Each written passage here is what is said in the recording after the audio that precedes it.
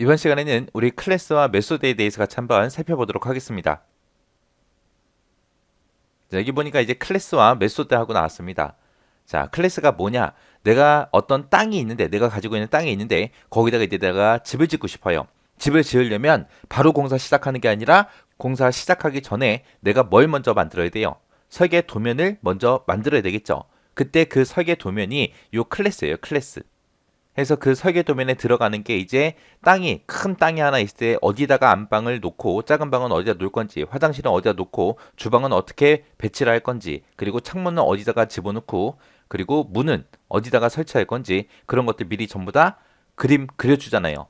그것처럼 객체라는 걸 이제 생성하기 위해서 필요한 것들이 있습니다. 그때 이제 필요한 게 필드라는 거랑 이제 함수, 메소드라는 게 필요한데, 이거를 이제 어떻게 할 건지 그걸 정의하는 그런 설계도, 그 설계도를 보고 우리는 클래스라고 그렇게 부릅니다.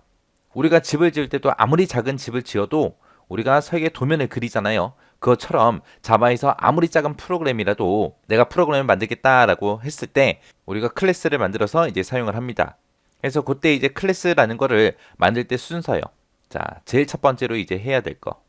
맨 처음에 이제 하는 게 이제 클래스의 이름을 먼저 정해줘요. 클래스의 이름을 정한다. 내가 집 짓는 사람인데 집을 한 채만 짓고 끝낼 게 아니잖아요, 평생. 그죠?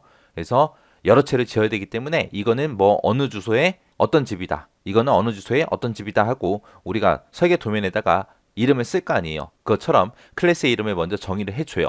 그리고 그때 이제 어떤 필드를 사용할지, 어떤 함수를 사용할지 그런 것들을 이제 정의해 주는 거. 그게 이제 제일 처음에 해야 될 거예요.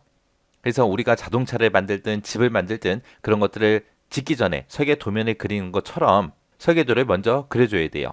그때 이제 사용하는 명령어가 요 클래스라는 요 명령어예요. 그 다음에 이제 두 번째로 해야 될 거. 우리가 요 객체라는 거를 생성하기 위해서 필드랑 함수랑 이런 걸 정의한다라고 했죠. 그렇게 정의를 다 해놨으면 이제 두 번째로 할 거는 객체 생성이요. 그래서 우리가 설계 도면을 다 그렸으니까 이 설계도를 이용해서 이제 우리가 만드는 거예요, 실제로. 그래서 자동차 설계 도면이다라고 했을 때는 우리가 자동차를 만들어야 우리가 사용할 수 있잖아요. 그것처럼 내가 만들어둔 그 클래스를 이용해서 객체라는 거를 생성해야 우리가 프로그램에서 사용할 수 있습니다. 이때 이제 객체 생성할 때 사용하는 그 명령어가 new라는 요 명령어예요. 그래서 클래스를 우리가 만들어줄 때는 클래스라는 명령어를 쓰고 객체를 생성할 때는 우리가 new라는 명령어를 쓴다라고 그렇게 두 가지 명령어 기억하시면 돼요. 그렇게 해서 이제 객체 생성까지 다 끝났으면 그 생성된 객체를 이용해서 우리가 프로그램을 실제로 이제 코딩해 주면 됩니다. 자, 그럼 이제 예제 문제를 통해서 우리가 클래스를 만들고 객체를 생성해서 그거를 어떻게 사용하는지 우리 예제를 통해서 같이 한번 보자고요. 자, 지금 여기 이제 보니까 자바에서 이제 클래스를 만들고 그리고 객체를 생성을 해요. 생성해서 그 생성된 객체를 이제 사용하는 그런 간단한 프로그램이에요. 얘가 이제 어떤 일을 하는지 한번 확인 한번 해보자고요. 자, 여기서는 이 코드가 너무 길어서 제가 나눠서 썼어요. 원래 요게 요 위에 있었어요. 요 위에 있었는데 이거를 두 부분으로 그렇게 나눠서 표현해 놓은 거예요. 자, 이쪽 왼쪽에 있는 코드를 먼저 보니까 이제 클래스로 시작했습니다. 클래스로 시작했다 그 얘기는 얘는 이제 클래스를 정의하는 그런 명령어죠. 그래서 지금 이쪽에서 하는 게 클래스 정의하는 거. 이제 설계 도면 만드는 거요. 그때 이제 엠플리하고 이렇게 써져 있는데 얘는 클래스의 이름이에요, 이름. 내가 클래스 하나 만드는데 그때 이름을 뭘로 하겠다? 엠플리라는 요 이름을 하겠다. 요런 이름은 마음대로 적어도 됩니다. 그리고 여기서 이제 중괄호가 시작됐고요. 그리고 여기 밑에서 이제 중괄호가 끝났죠. 요 사이에 보게 되면 이 클래스에서 이제 사용할 그런 변수들을 우리가 선언해 준 겁니다. 여기서 정의한 그런 변수를 여기서는 이제 클래스의 속성이라고 불러요. 우리가 클래스를 만들 때 선언한 그런 변수잖아요. 그래서 이거를 클래스의 속성이라고 그렇게 부릅니다. 얘네들을 클래스 속성이라고 그렇게 불러요. 그래서 그때 이제 이름이라는 거 이제 우리가 쓸 수 있게 할 거고요. 그리고 사원 번호도 쓸 수 있게 그렇게 변수 선언할 거고요. 그리고 이제 급여도 우리가 쓸 수 있게끔 그렇게 선언해 주고요. 그 다음에 이제 성별도 우리가 쓸 수 있게 그렇게 선언해 준 거예요. 해서 이름이라는 변수는 스트링 해서 문자열로 입력 받을 거고요. 그리고 사원번호하고 그리고 급여 같은 경우에는 숫자로 그냥 입력 받을 겁니다. 정수형으로 입력 받아라 그렇게 써준 거고 성별은 이제 논리값으로 그렇게 입력 받아라 그렇게 해준 거예요.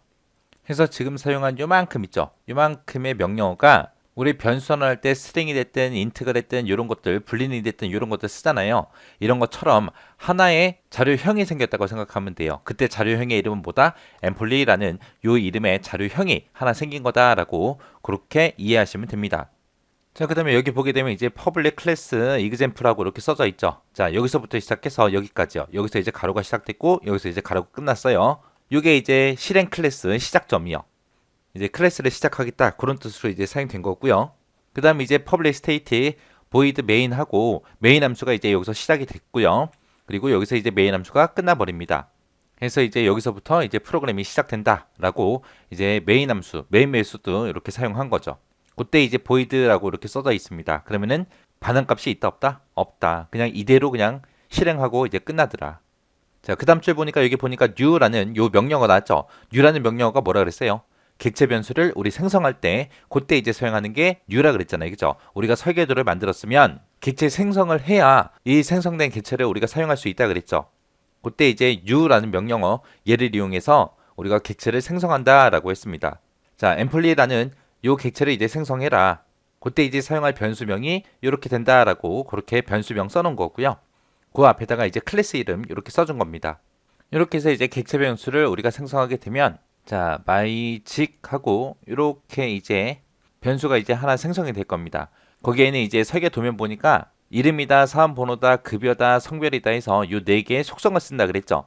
그래서 요 변수 하나가 이제 네 가지 값, 저 네 가지 값 기억할 수 있는 그런 변수가 이제 하나 생성이 될 겁니다. 그렇게 해서 이렇게 네 칸 이렇게 네 개의 값을 이제 입력할 수 있는 그런 변수, 기억 장소가 이렇게 네 칸이 잡힐 거예요. 그때 이제 변수명이 myzik이라고 이렇게 돼 있으니까 여기 첫 번째 칸의 이름은 name이라고 되어 있죠. 그래서 이 첫 번째 칸의 이름이 myzik이다라고 이렇게 써주고 점 찍어주고 그 다음에 name. 그 다음에 두 번째 거는 이제 myzik이라고 이렇게 써주고요. 그 다음께 id, number 해서 사원번호. 그 다음에 세 번째 거 그 이름이 myzik이라고 이렇게 써주고요. 점 찍어주고 셀러리. 그 다음에 네 번째 기억 장소 요 칸의 이름이 myzik이라고 이렇게 써주고 그리고 성별이다 해서 이렇게 쓸 겁니다. 이렇게 해서 이제 myzik이라는 요 변수가 이렇게 생성이 될 거예요. 해서 이름이다, 사원 번호다, 급여다, 성별이다 해서 요 네 가지 속성을 쓴다 그랬고요. 그 네 가지 속성을 어디서 쓰겠다? 어떤 변수에서? 내가 여기서 써놓은 그 변수명, 요 변수에서 이제 그 속성을 사용하겠다라고 그렇게 선언해 준 거예요. 해서 이 변수에 name이라는 속성이 있는데 거기다 이제 홍길동을 집어넣어라. 그러면 이제 홍길동이 요 첫 번째 칸에 이제 들어가겠죠. 자, 그 다음에 이제 myzik이라는 요 변수에 id num이라는 요 속성에다가 이거를 집어넣어라 라고 그렇게 했습니다. 그러면 이 자리에 이제 17001 하고 이렇게 들어갈 거고요. 그 다음에 이 변수의 이 속성에다가 지금처럼 450만 원이라고 이렇게 집어넣어라 라고 하게 되면 이 자리에 이제 450만 원이 쭉 들어가겠죠. 그 다음에 이제 myzik이라는 이 변수에 이 성별 같은 이 속성에다가 true를 집어넣어라. 그렇게 하게 되면 이 자리에 이제 true 하고 이렇게 들어갈 겁니다. 해서 내가 선언한 그 객체 변수 있죠. 그 객체 변수에 각각의 이제 속성에다가 값들을 다 넣어줬습니다. 넣고 나서 그 밑에 보니까 그 밑에 네 줄이 시스템 아웃 프린트F하고 전부 다 써져 있죠. 그럼 얘네들은 다 뭐 하는 거예요? 출력해라, 출력해라, 출력해라. 그거죠. 출력을 하긴 하는데 어떤 거를 출력해라? 이 myzik이라는 요 변수의 name이라는 속성을 출력해라. 그 다음에 사원번호 출력해라. 그 다음에 급여 출력해라. 그 다음에 이제 성별 출력해라 라고 그렇게 되어 있습니다. 우리가 변수를 선언할 때 우리가 name이라는 거는 우리가 스트링으로 선언해 줬고요. 그 다음에 id number라는 거는 얘는 이제 int로 선언했고 그 다음에 salary라는 것도 int로 선언했고요. 그 다음에 성별을 나타내는 거는 우리가 분리해서 논리값으로 그렇게 선언해 줬습니다. 그때 이제 이름이라는 건 스트링, 문자 열 형태로 출력을 해라. 그 다음에 사원번호하고 급여 같은 경우에는 이제 %d라고 해서 정수용으로 출력해라. 성별이라는 속성은 그냥 논리값으로 그렇게 출력해라. 그때마다 전부 다 이제 역슬래시 n 해서 우리 다음 줄로 줄바꿈 해주는 그 제어 문자가 붙었습니다. 여기서 이제 출력을 하게 되면 제일 처음에 이제 출력되는 게 이름 먼저 출력하라 그랬으니까 이제 홍길동하고 출력이 될 거고요. 그 다음에 제어 문자 때문에 이제 다음 줄로 내려가서 17001 하고 이렇게 출력될 거고요. 그 다음에 이제 출력되는 게 450만 원 하고 이렇게 이제 출력이 되겠죠. 그 다음에 이제 출력되는 게 이제 성별 값에 이제 논리값이 들어있으니까 true로 하고 그대로 그냥 출력이 될 겁니다. 해서 이제 왼쪽에서 우리가 클래스를 이제 만들었고요. 그 다음에 이제 오른쪽에서 여기서 이제 new라는 명령어를 이용해서 우리가 객체를 생성해서 사용을 한번 해봤습니다. 여기서 이제 클래스 만들 때 어떻게 하는지 잘 기억하시고요. 객체를 이제 생성할 때 어떻게 하는지 요거 잘 기억하시기 바랍니다. 그리고 그 안쪽에 있는 코드들은 크게 어려운 거 없으니까 이 형식만 잘 기억하시고 지나가시기 바랍니다.